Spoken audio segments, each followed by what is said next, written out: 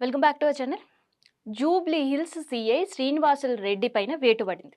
ఏకంగా సజ్జనర్ సారే ఇన్వాల్వ్ అయి సస్పెండ్ చేసిన పరిస్థితి. ఎందుకు? ఇన్ జనరల్గా పోలీస్ స్టేషన్కి వెళ్ళి ఏదైనా కంప్లైంట్ పెడితే పోలీసులు ఆ కంప్లైంట్ని తీసుకోవడం, ఇన్వెస్టిగేషన్ ఇవన్నీ చేస్తుంది. కానీ పోలీసుల వల్లనే బాధలు కలిగితే ఫ్రెండ్లీ పోలీసులు కాదు, ఈయన ఒక అరాచక శక్తిగా, ఒక అరాచక పోలీస్గా మారిండు. ఏకంగా సిపి సార్ దగ్గరికి వెళ్ళి కంప్లైంట్ చేయాలని ఆ బాధిత మహిళ ఎన్నోసార్లు ట్రై చేసినప్పుడు కూడా అడ్డుపడ్డ సందర్భం. అందుకని ఏం చేయాలో అర్థం కాక ఒక పక్క వేధింపులు ఎక్కువై, ఇంకోవైపు బ్లాక్మెయిలింగ్ ఎక్కువై, డబ్బులు లాగే తంతు ఎక్కువై, కొట్టడం, తిట్టడం, లైంగికంగా దాడి చేయడం, ఆఖరికి అబార్డ్ కూడా చేయించాడంట ఈ కీచక సిఐ శ్రీనివాసరెడ్డి.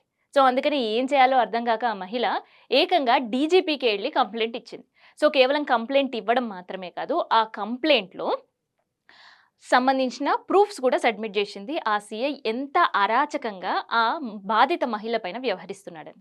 సో మెయిన్గా ఆమె కంప్లైంట్లో రాసుకొచ్చింది ఏంటి అని అంటే, సో ఆ బాధిత మహిళతో లైంగిక వేధింపులు అండ్ తనతో ఒక రిలేషన్షిప్లో కొన్ని రోజులు ఉండడం, ఆ తర్వాత ఆమెను కొట్టడం, దాదాపు 2 కోట్ల రూపాయల వరకు కూడా ఆమె నుంచి లాగేసుకోవడం, తర్వాత వాళ్ళు సన్నిహితంగా ఉండే వీడియోస్ చూపించి బ్లాక్మెయిల్ చేయడం, అండ్ ఆ తర్వాత అమ్మాయిని ప్రెగ్నెంట్ చేయడం, ఆ తర్వాత అబార్ట్ చేయించడం. సో ఇంత తతంగమంతా నడిపిండు అక్కడ సీఐ సీట్లో కూర్చొని. సో ఇక్కడితో ఆగిందా అంటే ఆగలేదు. సో ఆ జూబ్లీ హిల్స్ పోలీస్ స్టేషన్‌లో పోస్టింగ్ కోసమే దాదాపు 25,00,000 రూపాయలు కూడా ఖర్చు చేసిండంట. ఆ 25,00,000 రూపాయలు కూడా ఈ బాధిత మహిళల దగ్గరనే వసూలు చేసిండంట. సో ఈ సంబంధించిన ఇష్యూ కూడా ఆ కంప్లెయింట్‌లో రాసుకొనొచ్చింది ఆ అమ్మాయి. సో డీజీపీ స్థాయి అధికారికి కంప్లెయింట్ చేసిన తర్వాత దీన్ని ఐజీ స్థాయి అధికారికి ట్రాన్స్ఫర్ చేశారు. దీనిపైన సమగ్ర విచారణ జరగాలి అని చెప్పిండ్రంట సార్. సో ఆ తర్వాత విచారణ నేపథ్యంలో సిపి సార్కి కూడా అటాచ్ చేశారు ఈ పోలీస్ స్టేషన్లో ఉండే సిఐ కేసుని.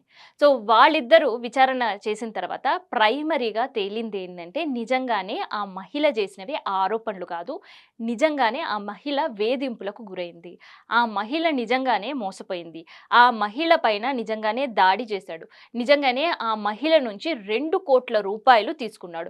సో ఇట్లాంటివన్నీ కూడా తెలిసిన తర్వాత ఆ సీఐని సస్పెండ్ చేశారు అధికారులు. సో మరి సస్పెండ్ చేసిన తర్వాత ఆయనకి ఏం శిక్షలు పడనున్నాయి అండ్ దాంతోపాటు ఆయన పైన ఏం చర్యలు తీసుకుంటున్నాయి అంటే అది కోర్టు పరిధిలో ఉంది.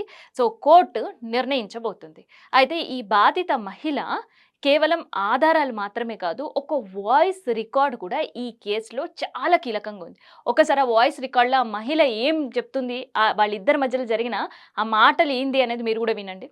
హలో. ఒక విషయం చెప్తా, వింటా అంటే ఒక నిమిషం. చెప్పు. ఆ ఫోటోలు వీటోలన్నీ ఏడంటాడు ఇచ్చేసినావు. ఓకే, హ్మ్. దాంట్లో నేను ఒక్కనేం లేను. హ్మ్. ఓకే, అది చూసుకో జాగ్రత్త. ఏంటి? అది చూసుకో జాగ్రత్తగా. ఓకే. అవునా? ఆడపిల్లవు కదా. ఓహ్!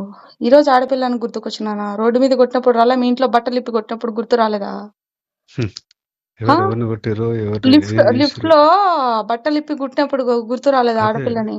చెప్తున్నా. ఆడపిల్ల డ్రెస్ చింపి కుట్టినప్పుడు గుర్తు రాలేదా? ఈ బుద్ధి గుర్తుకొచ్చినాను ఆడపిల్లనని. ఆ! నా జీవితం బొగ్గుపాలు చేసి ఈ బుద్ధి ఆడపిల్లనని గుర్తుకొచ్చినానా? రోడ్డు మీద పెట్టినవే నన్ను తెచ్చి. అన్యాయం చేసి పెట్టారే. ఇంకేం చేసేస్తారు? ఎవరిని రోడ్డున మీరు పెట్టారు? పెట్టారు. మీరు నా జీవితాన్ని నాశనం చేసేసి రోడ్డు మీద పెట్టావు. ఇక చూసుకుందాంలే. నాకు పోతే పోనీ, నా పరువు ఏమైతది? పరువు పోతే పోనీ. ఇన్ని రోజులు అదే కదా నువ్వు అన్నావు. నువ్వు పిరుక్కోపో, నువ్వేం పిక్కుంటావు పిక్కోపో, ఏం చేస్తావు చేసుకోపో అన్నావు కదా. నేను నీకు పోనీలో మంచిగా వదిలేయ్. సరే, వదిలేయ్. ఓకే, ఓకే, ఏదైతే అదోని. ప్రాణాలు పోతాయి అంతే కదా. నో ప్రాబ్లం, చలో. ఆ. సో గత ప్రభుత్వం ఉన్నప్పుడు ఫ్రెండ్లీ పోలీసులు అన్నారు. ఆ ఫ్రెండ్లీ పోలీసుల తర్వాత మహిళల భద్రత కోసం షీ టీంలు తీసుకొని వచ్చారు, విమెన్ వింగ్ తీసుకొని వచ్చారు. సో ఐపీఎస్ విమెన్ కూడా అట్లే కంప్లైంట్ చేస్తే దాన్ని ఎట్లయితే ఉదయ కృష్ణారెడ్డికి సంబంధించిన కేసు చాలా స్పీడప్ చేసి వాళ్ళు ఎట్లా చేస్తున్నారో, సో అలాంటి కేసుల కోసమే ఒక విమెన్ సేఫ్టీ వింగ్ పెట్టిరు. సో పోలీసులకు కూడా చాలా అవగాహన కల్పించారు. కానీ సీన్ కట్ చేస్తే పోలీసులే మహిళలకి ఆరోపణలు మాత్రమే కాదు, వాళ్ళకే అరాచకంగా బిహేవ్ చేయడం స్టార్ట్ చేసింది. సో ఒక పోలీసు ప్లేస్లో ఉండి ఇట్లాంటి కంప్లైంట్స్ ఏమైనా వస్తే టేకప్ చేసి వాటిని ఇన్వెస్టిగేషన్ చేసే అధికారులే ఇట్లాంటి కేసుల పాలైతే వాళ్ళపైనే ఇంకొక అధికారి ఇన్వెస్టిగేషన్ చేసే పరిస్థితికి వచ్చిండ్రు. సో ఇంత దారుణంగా తయారైంది పరిస్థితి అంటే, సో ఈ వ్యవహారం దాదాపు 6 నుంచి 8 నెలలుగా కూడా ఆ మహిళ ఈ సిఐ చేతిలో ఇబ్బందులు పడుతూనే ఉందట. బాధలు అనుభవిస్తూనే ఉందంట. ఏకంగా విన్నారు గదా!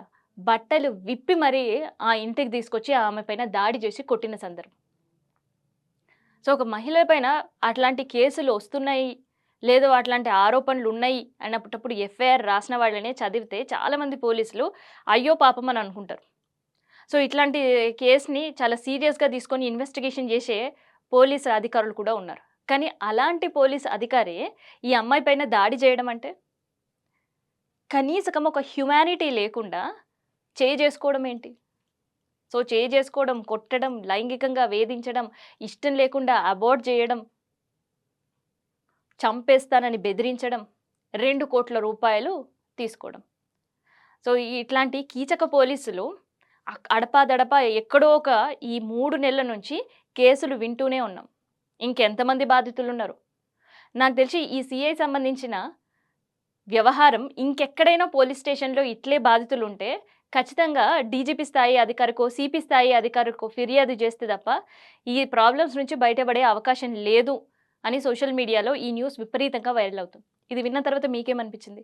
నిజంగా ఫ్రెండ్లీ పోలీసింగ్ అనేది తెలంగాణలో ఉందా? సో, మహిళలు ఒక కంప్లెయింట్ తీసుకొని వెళ్ళినప్పుడు వాళ్ళపైన వ్యవహరిస్తున్న శైలి ఎట్లా ఉంది?